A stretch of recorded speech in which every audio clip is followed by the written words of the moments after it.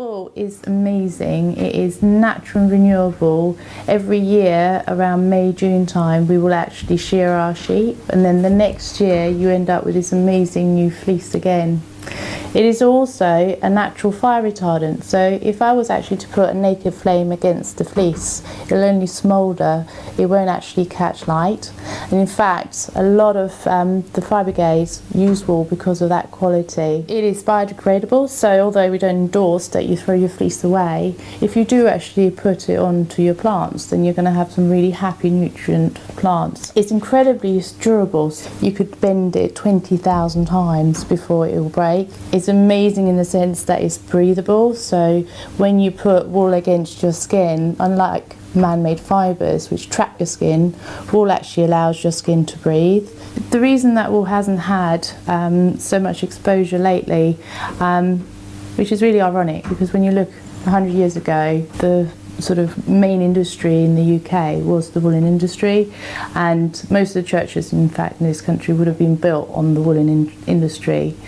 It was really around the sort of 60s and 70s when man-made fibres became much more attainable that people sort of moved away from wool, because it was far cheaper and also far more convenient to just throw in your jumper and machine wash it, because at that point they didn't have the treatments that would allow wool to be machine washable. And so things started to change. In fact, people started eating differently as well. So if you go back 100 years ago, people would not have eaten so much meat as what we do today. So in this country, farmers started really keeping their sheep more for the meat than what they did for the wool, and it sort of really changed the trend.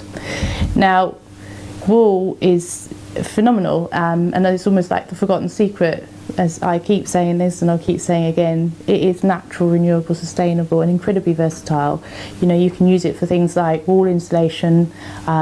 If it's just treated, it's so much more safe than nasty fiberglass.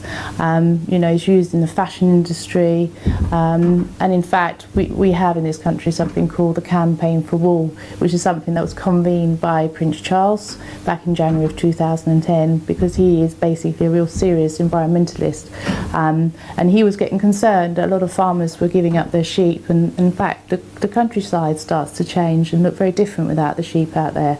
And so he wanted to raise the awareness and give different industries options to actually start using wool, as I say, whether it be construction or even packaging as well.